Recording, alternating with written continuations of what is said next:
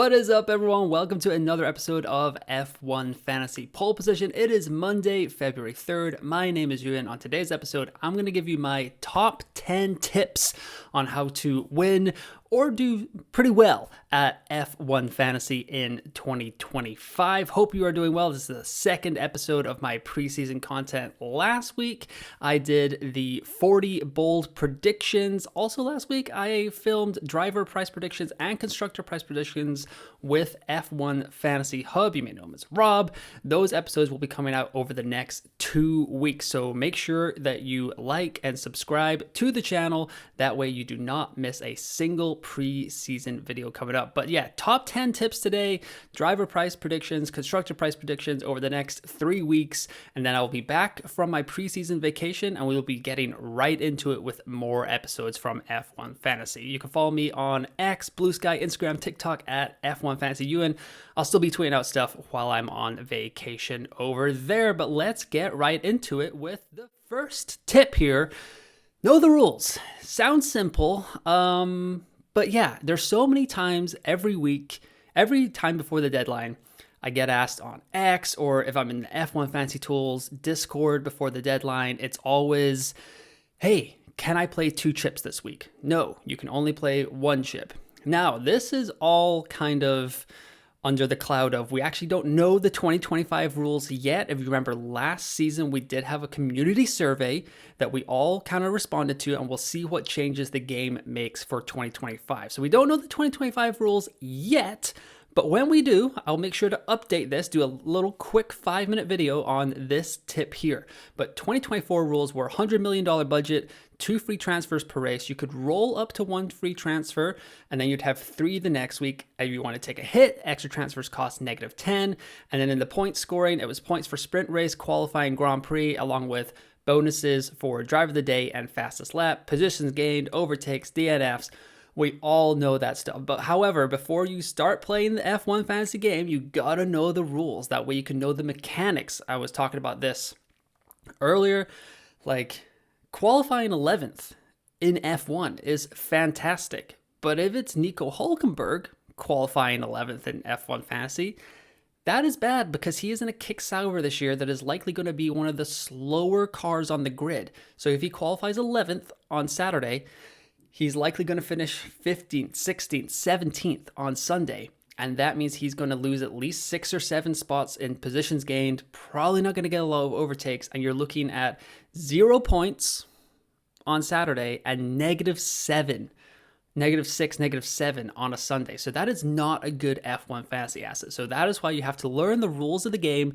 That is the number 1 tip. These are not really in any order. It's kind of getting a little bit more into the weeds as we go along, but number 1 tip is know the rules. Next tip is keep track of the deadlines. There are 24 races this season. 18 of them are our regular weekend, which means on Friday we've got free practice 1 and free practice 2. Saturday will be free practice 3 and qualifying, and the deadline will be when qualifying begins. There are 6 sprint race weekends, and those are formatted slightly different in F1. They have made changes during the season to this format before. However, I haven't heard anything as of February 3rd that there's going to be any changes to the sprint format. So sprint race weekend is free practice 1 on Friday, along with the sprint shootout, which is pretty much the qualifying for the sprint race on Friday afternoon. And then Saturday is the sprint race and qualifying, but the deadline is when the sprint race begins, because that's when we can start scoring F1 fantasy points. So the game doesn't really let you make any changes after the point scoring sessions kind of come along here. There is a final fix chip that we'll get into in a little bit. The only exception to this deadline is Las Vegas is a Saturday race this season. It's actually been a Saturday race all 3 seasons that it's been on the calendar. Last year, the first 2 races of the year, Bahrain and Saudi Arabia, were also on a Saturday because of Ramadan. That is not happening in 2025. So there is only 1 Saturday race in 2025. It is Las Vegas. It is at the end of the season, and I will make sure that I pound the drum and let you guys know that that is a Saturday race. So that's actually going to be a Friday deadline because it's a Saturday race. Also, Vegas is kind of crazy because it's in the middle of the night for pretty much everyone in Europe and in the States. So something we definitely have to keep track of whenever we come along. So tip number 2 is keep track of those deadlines. Next tip here is build your core. In 2024, a lot of us made mistakes. We were kind of enamored with the 2023 model of Aston Martin was priced incorrectly, and we took advantage of that. We had triple Red Bull, triple Aston Martin in 2023, and we were thinking that with some of the hype that was coming along with the V-Carb team, they were saying they were pretty much going to like take parts from the Red Bull car in 2023 and slap them on the 2024 car, which sounded pretty good to most of us. So we kind of hoped that it would be a similar thing where we could run triple Red Bull with triple V-Carb and it would be hunky-dory, Bob's your uncle, you're good to go. However, that was not meant to be. And the global champion, Andrew Harris, who won the F1 Fantasy Pole Position League and the Global League as well, which one is more prestigious? I'll let you guys decide. But the community is now way more prepared in 2025. We kind of know the formula. We actually figured out the pricing formula in 2025 on how budget gains are made and stuff like that. So it's not totally clueless. There is the chance that the formula changes in 2025. So a lot of this is based on what we learned in 2024. But the kind of go-to thing that we're all thinking about right now is like getting 2 of Ferrari, McLaren, Mercedes, and Red Bull in our team. The pricing will decide that. I'm thinking that Ferrari, Red Bull, and McLaren will more than likely be A tier assets just because they don't want us to have too many of them, and Mercedes will be a B tier asset. However, we will get into that in the constructor price predictions that's coming out in a couple of weeks. So make sure that you like and subscribe so you don't miss out on that video. And it also helps me, helps the channel grow, and I can put out more videos and all that good stuff. And so like the bottom tip here, or the bottom bullet point, score big with an A tier driver or build budget with a B tier driver. And based on 2024, it is an overwhelming evidence that you kind of want to start building budget with a B tier driver, because that means your team will be stronger at the end of the year and you don't get locked out of a like high flying, high costing team at the end of the 2025 season. Nothing illustrates this point better than at the end of last season, F1 put out the dream team. This is the best team you could have started with in 2024. So it was Charles Leclerc, Oscar Piastri, Zhou Guanyu, K-Mag, and Nico Hülkenberg, along with McLaren and Ferrari. I took it a little bit further when I went into like kind of the analysis of it and all that stuff. So they would have scored 5,580 points and probably would have been top 700 in the world, and it would have produced 140 million budget. So that's where most of us are kind of leaning towards this early in the preseason. Once the game launches and we see everything, what if there's any changes, what the prices are, this could change. But just looking at the dream team, this team would have finished top 700 in the world if they didn't make a single transfer. They just kept it on Charles Leclerc. I kind of did the chips down here. You can see in the bottom right here, limitless in China, no negative in Monaco. Final fix, like this is the optimal chip strategy for this team, and it would have ended top 600 to 700 in the world. So just to prove the point that the constructors are really the point scoring core of your team, and then you want to get 2 B tier assets in, and you'll grow your budget along with some pretty faster than we thought they were going to be C tier assets. So Zhou Guanyu came on strong at the end of the year, but Haas were phenomenal most of the season. Next tip here is have an early season chip strategy. So there are 6 chips in the game. This might also change.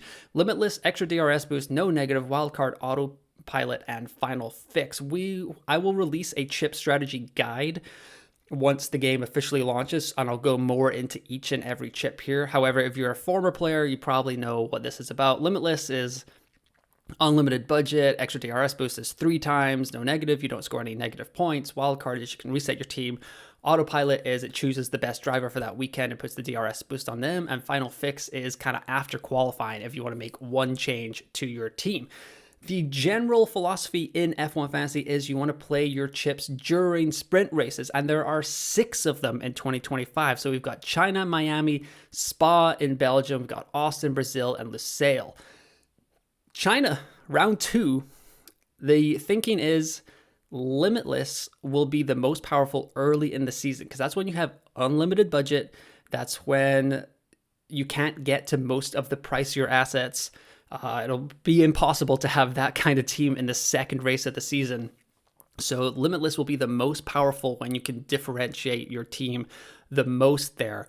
And then in general, extra DRS boost, we kind of saved that for the end of the season because we could build budget, have 2 A-tier drivers. Like some people were going with Max and Lando as their 3X and their 2X at the end of the season. But nothing really illustrates this better than the F1FantasyTools.com, their elite data. So as you can see here, this is the global top 500. When did they play their chips in 2024? As you can see, Limitless was used in China last year, the 5th race of the season. 42.6% of the global 500 used that chip that weekend. And then another 21.6% of the global top 500 used it the following week in Miami. So that's over 64% of the global top 500 used their chip, one of the most powerful chips in the game, in the first 6 weeks of the season. So that's where Limitless really has a differentiate. You don't have to wait until the end of the season where people have a bigger budget and they can get more of your assets like that.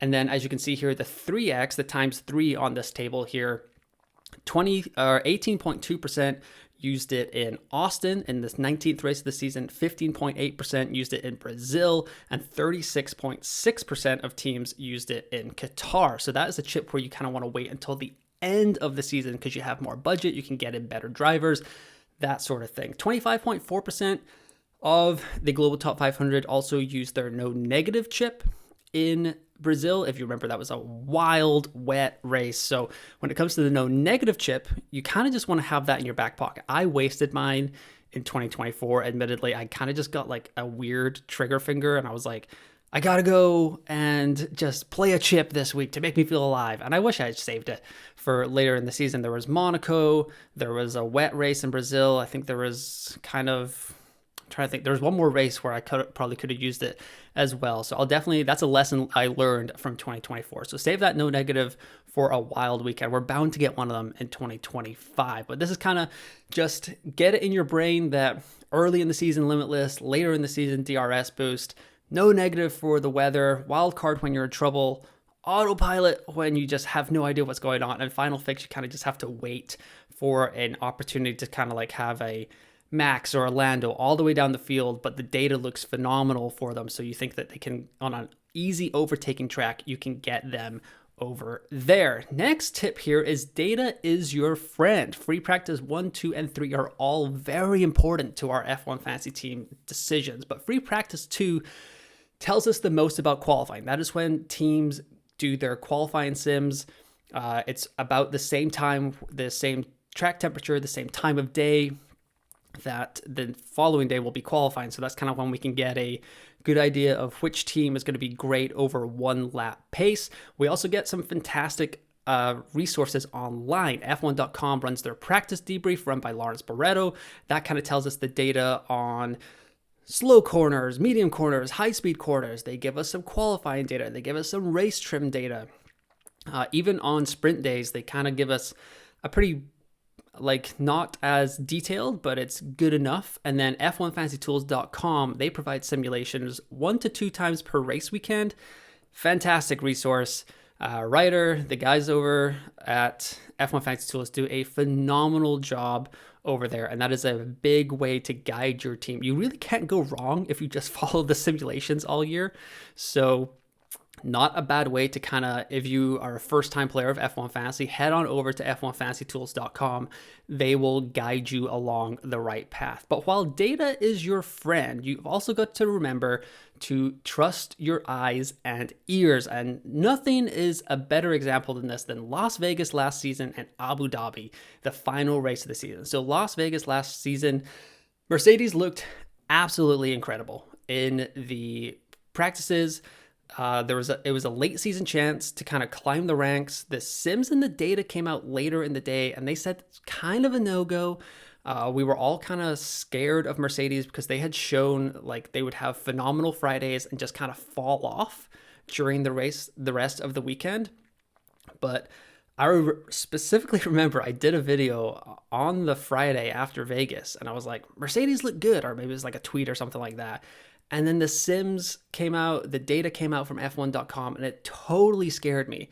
And watching that race on Saturday night or Sunday morning, wherever it was, my time, I just had this like pit in my stomach. I was like, that was such a huge opportunity to make up such a big gap in the world rankings. And I was pretty mad at myself because I was pretty secure with where I was. But yeah, McLaren looked off the pace that weekend. I still stuck with them. Ferrari looked okay. Red Bull looked okay. But that was something that where like, even for my ears, like George Russell had come out and said that like this is one of his favorite tracks to drive on. Like he really enjoys Vegas. He thinks the car is going to do really well here. And it just was a missed opportunity. Abu Dhabi 2024 is another good example of this because Ferrari looked really strong on Friday. We weren't expecting them to look as strong as they did. And also Charles Leclerc took a 10-place penalty. He had to replace his electrical battery for the final race of the season. And that was a great opportunity to place the DRS boost on him. It was the final race of the season, kind of time to take a punt. You knew the Ferrari was going to get past a lot of them. We just didn't know how strong it was going to be on Sunday. The data was kind of inconclusive. McLaren was still backed heavily, and it was helped out by the fact that Oscar Piastri kind of got into a tussle with Max Verstappen in that first corner there. But it was a huge chance to kind of climb the ranks on the final race of the season, and that is one I regret as well. So while data is the main driving force in F1 Fantasy, that's the thing that we can trust more reliably week to week. When you see something that kind of perks up your ears, like makes your eyes go wide, just don't be afraid to trust your gut when it comes to that stuff. That would be my next tip. Another tip here is be flexible but focused. This is kind of, like I said, we're getting into the weeds a little bit here. Rolling the transfer is always my first priority. If I can roll a transfer and have 3 for the following week, if I don't really need to make a move, I love rolling a transfer. You can react to any news throughout the week without taking hits the following week. It's such a position of strength to have 3 free transfers going into the next race. If a hit is required, though, take the hit. Like, don't be scared to take the hit. The 10 points, you'll make them back, especially if it's for a higher price driver that's likely to score a lot of points. I really don't like taking hits for back markers, which will be like your Kick Sauvers, your Haas's, your Williams drivers, unless it's like Carlos Sainz is looking really good on one of these weekends. So you got to remember where the opportunity is to kind of take a hit every now and then. And if an underpriced driver enters the game, it's probably worth the gamble. Nothing is a better example of this than Ollie Behrman last season. Came in as deputy duty for Carlos Sainz when he had his appendectomy. Ollie Behrman came into the Ferrari at 14 million. And I remember overthinking this so hard. I was like, well, it's likely that Sainz is probably going to be healthy enough to race in Australia, so I'm really banking a transfer, bringing Ollie Behrman in, hoping he does well, and for some reason, my brain was just drawing a total blank on the fact that this is a Ferrari car priced as a C-tier asset. Now, to be fair, we didn't know the pricing algorithm at that time. However, just looking back on it, it was like, this is such a mistake that I made. And they were rewarded. The managers who went to Ollie Behrman, 26 points, a 1 million price increase that early in the season was a huge difference because you were able to kind of catch up to the Haas train that had surprised a lot of us. You were able to kind of flip and flop between anyone that had really made any big gains. You could kind of get down because you had to transfer Behrman out anyway, so you could take that 1 million, put it somewhere else in your team. So if that happens again, I'm not like that has only happened once in the 3 or 4 years that I've been playing F1 Fantasy where you kind of have a huge replacement like that. But it is something to just remember going forward. If there's a driver change in the middle of the season and like someone like Max Verstappen goes on paternity duty or paternity leave for his kid coming and Yuki Tsunoda gets promoted to the Red Bull team, and he doesn't get his price adjusted, like that is a must-have asset for those couple of races whenever that happens. So you have to remember things like this in F1 Fantasy. Next is avoid knee-jerk reactions. DNFs are part of F1 Fantasy. It is very frustrating to see your driver go down at the first or second turn of a race. I understand that, but it's mostly bad luck in F1 Fantasy unless we know of mechanical issues before the deadline. Brazil is another good example of this. We knew Alex Albon wasn't going to compete after his crash in qualifying. if you have the final fix or you have the no negative, you could have used that chip. So that's a kind of area where you knew that something bad was going to happen. Usually if like someone suffers a pretty bad crash in qualifying, try to get away from that asset in the race as well. If you have the final fix, it's just something to think about because it could still be damaged during the race. This never is underlined and is in red. Use your transfers before all practice runs have been completed. That's just in general because there's so much we can learn. There's damage that can be picked up, and never is a little hyperbolic, but try your best to not make transfers on that Friday, at least. Like wait until Saturday morning, even if it's like before free practice 3, you've got kids, you got soccer, you got something else that you got to do. Like just get through the Friday practices. Hopefully you can get the practice debrief on there. If you follow me on X, TikTok, at F1 Fantasy Ewan, I will definitely be tweeting those out. And if you like and subscribe to the channel, like I said a couple of times now, I'll be doing a lot of deadline live streams this season, if not one for every single race of the season.